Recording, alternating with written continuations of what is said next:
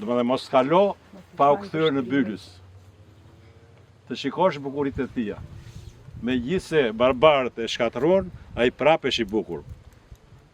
Më thënë, shpreh kështu që ti që kalon, do të kthesh patjetër të shikosh Bylysin. Idhe një herë rrjetat këtej. I hodhën rrjetat, do mbush rrjetat plot. Edhe ky tani, se duket mirë fotografia këtu, kjo rrjeta e këtia është plot.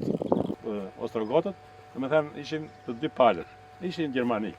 Por ata kur erdhën të parët, duk gjetën mure.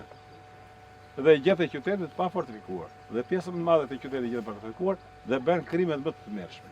Dërguar krye arkitektin e perandorisë për të ndërtuar muret e Bylysit, Viktorini. Grimbimet janë bërë çik më vonë se në vendet e tjera. Dhe ne kemi kapur, duke parë shkallë me shkallë grimbimet që ishin bërë, i kemi kapur dhe evolucionin që ka pësuar kisha shkallë, nga njëra periudhë në periudhën tjetër. Dhe kemi parë që në Bylys, në shekullin e 6, janë futur dhe ikonat. Tani Bylysi pajtor ishte Shëndandre. Kur katedralja ose peshkopata kishte shenjtor këtë person, ky ishte pajtor ose mbrojtësi i gjithë zonës, i gjithë krahinës. Dhe të tjerë që shikonin ku pakzoshin. Vogla këtu për fëmijë. Më thënë se mbaruat më dhej, që doni të shikonin rrini këtu sipër.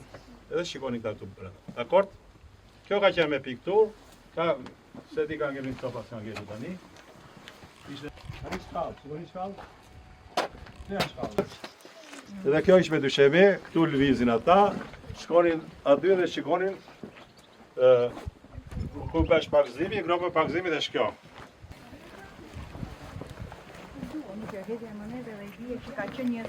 Kjo 3 kate, këto ansoret ishin 3 kate. Këto që ishin ambe këtej me mere, me ngërtjeror të mirë, mori futi këtu i bëri ngërtjere. Çfarë duhet bërë për të përmirësuar? Pasurisë që ka, për shkak të historisë së trashëgimit.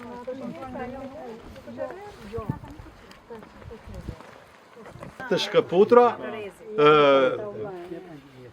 Bylidensis, tani, shikoni këtu, B, Y, L, I, D, të rjeshti që ka shohet e mëdhaja.